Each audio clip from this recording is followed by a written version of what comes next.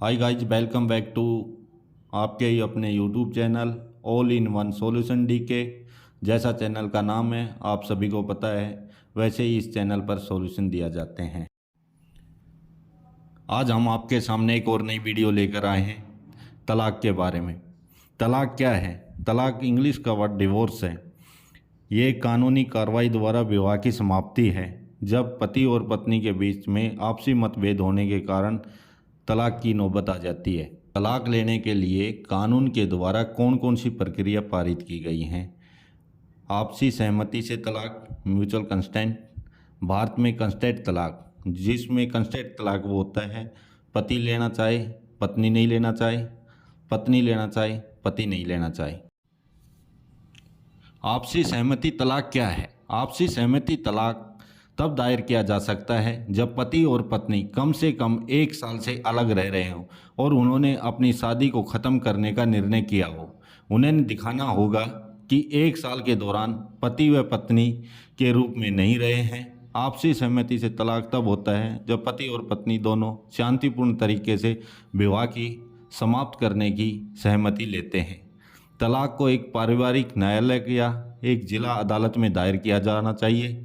हिंदू विवाह की धारा 13B के तहत आपसी सहमति से तलाक दायर किया जा सकता है। जब इसे अदालत में दायर किया जाता है तो आपसी के रिश्ते को सुलझाने के लिए 6 महीने की अवधि दी जाती है। अगर न्यायालय देखता है कि इसे हल करना मुश्किल है तो इस अवधि में छूट दी जा सकती है। इसके बाद प्रस्ताव दायर किया जाता है और अदालत तलाक की पुष्टि दे देती है। अदालत द्वारा लगभग 18 से 24 महीने में तलाक की अनुमति दी जाती है, लेकिन पति पत्नी इस 18 महीने की अवधि के दौरान तलाक की याचिका को वापस ले सकते हैं और अदालत द्वारा कोई भी तलाक नहीं दिया जाएगा।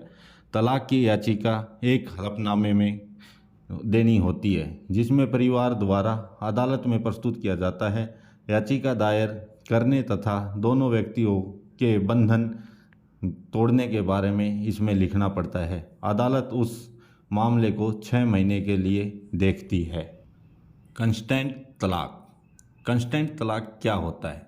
जैसा कि नाम ही बताता है, आपको तलाक के लिए संघर्ष करना होगा। इसमें पति पत्नी एक समझौते पर या एक या अधिक महत्वपूर्ण मुद्दों पर अपनी शादी को समाप्त करने के लिए नहीं पहुंच पाते हैं।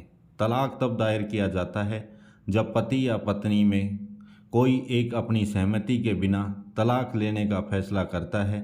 यह तलाक अदालत में वकील की मदद से दायर किया जाता है। अदालत दूसरे को तलाक का नोटिस भेजती है। तलाक में पहला कदम तलाक के लिए एक वकील को नियुक्त करना होता है जो आपके पास में है और अदालत के सामने आपकी रुचि का प्रतिनिधित्व करता है। भारत में तलाक की अर्जी दाखिल करने के लिए वकील को तलाक की याचिका के साथ निम्नलिखित दस्तावेज जमा करने होंगे: आयकर का विवरण, जीवन साथी का विवरण प्रमाण पत्र, उनके औद्योगिक का विवरण, संपत्ति का विवरण एवं शादी के समय पति पत्नी की मांग भरते हुए फोटो, वरमाला की फोटो, वीडियो तथा दोनों पक्षों के आशीर्वाद देते हुए बड़े बुजुर्गों की फोटो। इसके बाद एक बार जब आपकी तलाक की याचिका अदालत में दायर की जाती है तो न्यायालय पति या पत्नी की याचिका पर सुनवाई करेंगे। तलाक का नोटिस आपके जीवन साथी को भेजा जाएगा। यदि आप अपने पति या पत्नी का पता लगाने में सक्षम नहीं हैं तो एक नोटिस स्थानीय समाचार पत्र में प्रकाशित किया जाएगा या आपको तलाक के आगे बढ़ाने से पहले कुछ समय तक इंतजार करना होगा। यदि आपका पति इस समय में जवाब नहीं देता है तो वह डिफ़ाल्टर के रूप में दर्ज हो सकता है। अगर पत्नी भी इस समय तलाक का कोई जवाब नहीं देती है तो उसको भी डिफ़ाल्टर घोषित करके तलाक को खारिज किया जा सकता है। भारत में तलाक से संबंधित अन्य बातों को भी ध्यान में रखना आवश्यक है, जैसा कि मेंटेनेंस। पत्नी खुद के लिए और अपने बच्चे के लिए अपने पति से आर्थिक सहायता ले सकती है, क्योंकि ये कानून में लिखा हुआ है कि जब बच्चा 5 साल से छोटा होता है तो माँ के उसका लालन पोषण करना होता है। 5 साल के बाद माँ उसके ऊपर अपना अधिकार नहीं दर्शा सकती। सीआरपीसी की धारा 125 के तहत दायर किया जा सकता है।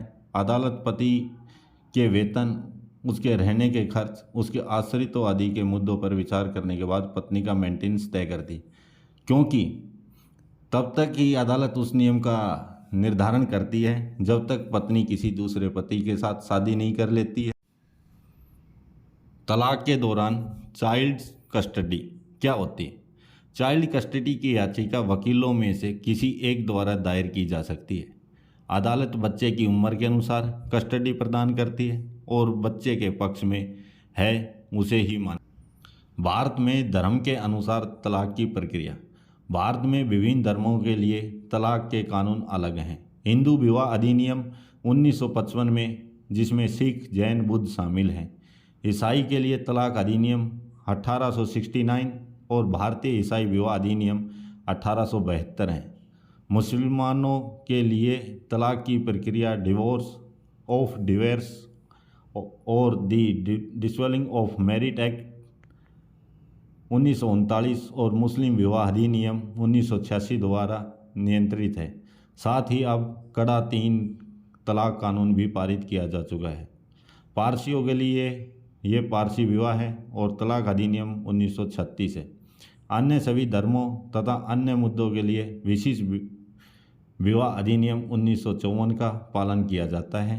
धन्यवाद।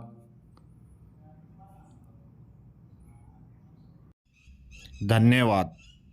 जय हिंद, जय भारत, जय भारत माता की।